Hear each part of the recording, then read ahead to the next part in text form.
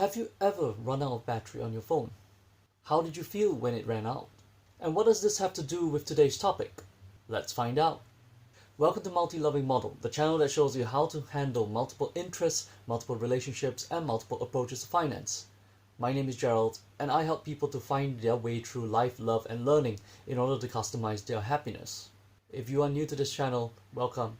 And if you've been here before, thank you so much for coming back. And I hope in any case, this is going to be a video that will be of value to you. Today on Wealthy Winning Wednesday, we're going to be talking about your life battery, what that is, and how do you actually use it into something that makes you reconsider your life, potentially. So let me start off with the story that first piqued my interest, and this is going to be an abridged version, so it's not really going to be the exact thing, right? So here we go.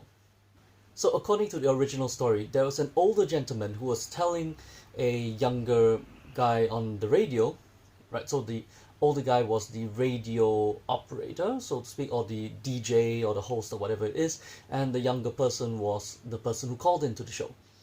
And this older gentleman was telling this younger guy that, it's kind of a pity that you were not able to attend your children's recitals and stuff like that. And he then started to share about the concept of the 1,000 marbles, if you will. So what the 1,000 marbles basically is this. So first and foremost, the old man acknowledged that the average human being would live until the age of about 75. Where we're not talking about life mortality here, we're just talking about his perception, right? So 75 years for a person to live. He took those 75 years and multiplied that by the 52 weeks in a year. So he got about 3,900. So at the time of his speaking, he was about 55, and he figured that roughly he had about 1,000 more weeks to go. So what he did was he went to a toy store and he bought out 1,000 marbles. Every Saturday that went by, he would remove one marble and throw it away permanently, which I think is kind of a waste, but that's besides the point. He would discard the marble, and by watching the marbles actually fall off, slowly disappear, you basically got the sense that your time was really passing you by. And in doing so, he became more focused on the things that really mattered to him, because he saw that every marble that dropped off was a little bit of his life that was dropping off. Oh, and one more thing. So that old man also mentioned that he was, well, actually he's not that old, he's 55, he's not really that old. Anyway, that's besides the point. He basically took out his very last marble Right, so if he took out his last marble that very week, he would have been 75 already. So, alright, fine. He was an old man, he took out his last marble that very weekend. What he mentioned was that if, for example, he actually did manage to live past that to the next week, to the next Saturday, in a sense, he has been granted an extra marble of life, and that he is very appreciative if he did get that. So this story is really interesting, and you can read the original one by typing in 1,000 marbles. Search it up on the internet, you'll get the original story. I'm not going to post it over here. But it got me thinking, what if we could do that, but link it for the entire human life? What if we could use that as a kind of barometer for our own measure of time? I don't really know about you, but for myself, I actually have a poor grasp of time. So perhaps for some people, they have a really great grasp on time, and therefore for them, life is just, an urgent, mad, frantic rush to get somewhere or get something done. But I don't personally experience that. And so this experiment, if you will, was a kind of way for me to try to figure out, how do I make a representation of how much time I really have left? And that's why I came up with this. So first and foremost, looking at mortality rates, right, in the developed countries, we're generally talking about 80, 82, 83, 85, that kind of age, right? So it's anywhere between 75 to 90, right? So it's around this age range. And so I looked at that, and I just decided, what's a nice round number that I could use to fit that in? So the first number I got is that on average, we have about 1,000 months. 1,000 months is about 83 years and 4 months. And that will be the number that we will be discussing more in today's video. But I'll go through a few other ones if you want to use them. The second number is 4,000 weeks. 4,000 weeks is roughly equivalent to 76 years and 8 months. The next number we have is 30,000 days, which is approximately 82 years and 2 months. And if you really want to go extreme, there is 700,000 hours. 700,000 hours, which is roughly equivalent to 79 years and 10 months. Now, first and foremost, I personally prefer to use the 1,000 months. It is a much easier number to work with. It is also a decent indicator of how much time is passing by. The alternative you could use is the number of weeks, in which case you would use 4,000 weeks. A week is something very tangible. It is something that we can really identify with. For most of us, we actually live according to a weekly basis, right? So Monday we go into work, Friday we finish work, Saturday, Sunday is our off time and things like that. So we kind of actually structure our lives around the standard week. And therefore, a week can be a very useful measure of that. Alternatively, the month is also really useful because that's when we get our paychecks, so to speak. It's an easier way of apportioning our life to make it easier to actually understand. So for this video, I'm going to be using months. So now we go back to the two questions I asked at the very beginning. The first thing is, how much of your life do you have left? And how do you feel about that number? I feel that for many of us, we don't really want to confront death, so we kind of postpone looking at it until we are really close to it, and then it becomes a looming threat, and then we start to pay attention to that, and by which time it could be a little bit late. I want you to consider looking at death, but through a gentle lens, or based on how much life do you have left. So how do you calculate how much life you have left? So first and foremost, in order to calculate how much life you have left, we're going to be using approximates here, right? So we're not asking for exact amounts, but if you do, there is this website that you could use in order for you to go figure out exactly how many months since your birth date. But we're not going to be using this one. So here's how we're going to calculate the amount of life that you have left. First, let's assume that you have 1,000 months to live. Wow, if we could live for 1,000 years, that'd be amazing. You know, it'll be like the times of Adam and Eve and, you know, Gilgamesh and all that kind of thing. That'd be interesting. I'd love to live to 1,000. You know, that'd be plenty of things to learn. But you know, that's besides the point. Let's say you have 1,000 months to live. Let's start off with your birthday. So I want you to take your birthday, your particular birthday. So you have your day, you have your month, and you have your year. And what I want you to do is I want you to cross off the date. So if, for example, you were born on, let's say, the 19th October 1965, take that 19 and cut it out. So you're left with October 1965. Next, let's look at today's month. This is the month of February 2020. So from October 1965 to February 2020, how many months is that? Here's how to calculate. First off, start with the month that you were born. So you're starting in October and you're going to count up until you reach that month. So from October, you have October, count the month that you were born as 1, November, December, January, February. So that is 5 months. Start off with 5 months, October to February, 5 months. And now your year would have moved from 1965 to 1966. So now you calculate from 1966 to 2020, how many years is that?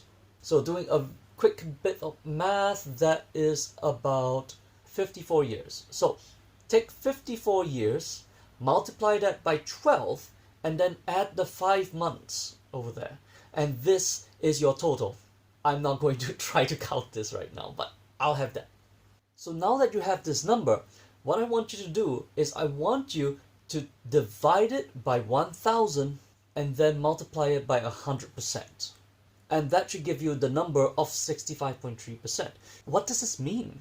It means that if you were born in October of 1965, at this current month of February 2020, you have lived 65.3% of your life, which means that you have, in effect, 34.7% left in your life.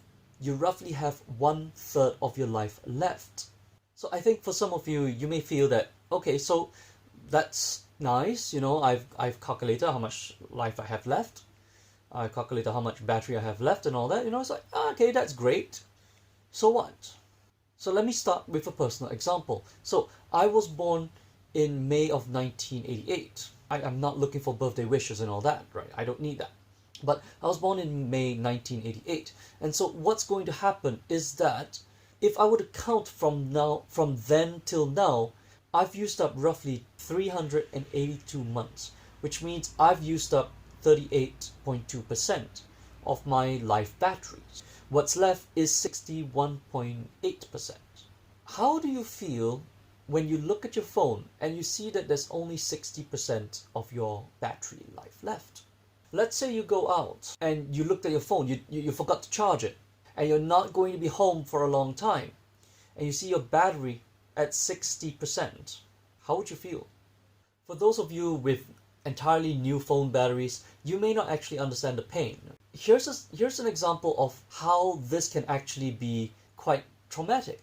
If you've been caught out with 0% battery, your phone dies, you are uncontactable, no one's able to get to you, you are not able to get to anyone, you are kind of stranded in a interconnected community. You have to borrow someone's phone. You have to borrow the landline, you have to go to a public telephone, or find some way to actually contact the people. You also lose all the contacts, you lose all your data. If you were playing games, you lose access to those games. If you're watching YouTube videos like this one, you wouldn't have access to them either. In a sense, it is a very major disruption in our modern interconnected life. Now, if you have a new phone, right, 60% of battery is probably really going to last you your entire day until you can get back to charge it. I, on the other hand, have an iPad, and this iPad has been with me for, I don't know, a good over 2 years probably at this point. It's seen some bumps, I've dropped it several times, overcharged it, so the battery's life is not that fantastic. What happens is that if I use this iPad, right, and I'm using it to, let's say, play a really graphic intensive game, generally speaking, that iPad can die in about 2 hours. Fully charged. The moment I leave my home, I plug it out, I go out, 2 hours later, if I've been gaming a lot, it goes flat, and I have to plug it into a portable charger. If I generally just leave it on, right, it can last about 3 to 4 hours, and then it dies off. Honestly, it's very inconveniencing. It's very irritating. Because I also remember in the past, it used to be able to last a lot longer, but that's besides the point. How do you feel if you've got to go an entire day and your device is 80% within a couple minutes? How does that feel? Does it feel good? Does it? It's the same thing in your life. Here are some numbers for you to think about. Every year, you use up about 1.2% of your entire life's battery. At the age of 20 years old, you've used up 24% of your entire battery. You've got about 3/4 of your life left. If you're around 30 years old, you've used up about 36% of your battery life. You have roughly 2/3 of your life left. When you reach the age of 41 years and 8 months, you've used up 50% of your life. That's the halfway point. Once you hit 41 years and 8 months, you are officially going down. When you are 62 years and 6 months, you have officially crossed your 3/4 point. And take note, 62 years and 2 months is roughly when the retirement age is supposed to be. So when you retire, you still have a good 1/4 of your life ahead of you. The final number to note, of course, is the very last date, the point when you hit 1,000 months, which is 83 years and 4 months. Once you've hit that, congratulations, you have officially ran your battery dry. Of course, that's not to say that, if you hit 1,000 years, that's it, that's the end of your life and you must necessarily pass on to the next life. No, that's not true. As per anything could happen, right? So you may not hit 1,000 months. Your life could be entirely cut short because of some stupid accident that happened, right? Not your fault, but things just happen and then you don't get to live your 1,000 life, your 1,000 months. On the other hand, it is entirely possible that you could live way past your 1,000 months. You could live perhaps 1,080 months, right? So you've got an additional 18 months to live on. And that's a bonus in that sense, if you've planned for it. So how do you get a visual representation of how much time you have left? Why not borrow that tip from that story and get yourself 1,000 marbles? Every month that goes by, at the end of every month, so whether it's on the 28th, 29th, 30th, or 31st of the month, take one marble and throw it away before you sleep. Of course, I don't necessarily mean throw it away. You can always keep it one side, You can donate it to somebody else, give it to your children to play and whatsoever, as long as they are old enough to know not to swallow it. Another option you could do is to consider it like an hourglass. You have your total of 1,000 months here when you are born, and then over here at the bottom, you have your used up life. So for example, for myself, right, this over here is going to be the 382 months. So what you have is you have your full amount, right? And then you have that 60%. You have that 1/3 drop from here, and over here at the very bottom, you have that filling up of 1/3. So this is your coffin, so to speak. This is your enter the coffin percentage, and this is your end of life percentage, if you will. How do you feel after you've done this exercise? How many years left do you have? How many months left do you have of your life? What percentage of you is already in the coffin?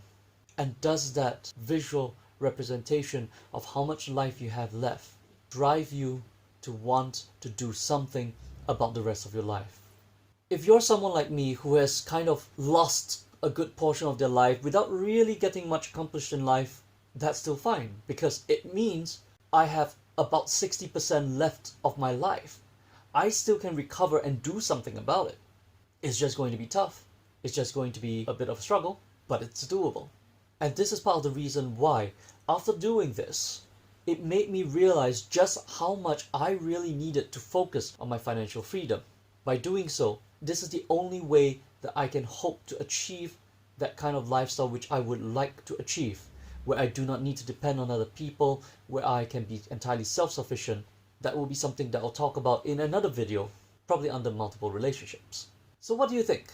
Has this method been useful for you? Has this given you an idea, a kind of understanding of how precious your life is? That when this marble drops from here to here, that doesn't come back.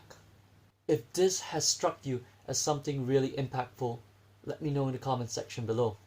And give me a like while you're at it. This would actually help me to know that this is the kind of content that you are looking forward to. If you know somebody for whom this message would be interesting for them to try, consider sharing it to them. And if you want more content on how to handle multiple relationships, multiple interests, and multiple approaches to finance, consider subscribing and then hitting the notification bell. My name is Gerald, and this is Multi-Loving Model. Be happy in diversity. Cheers.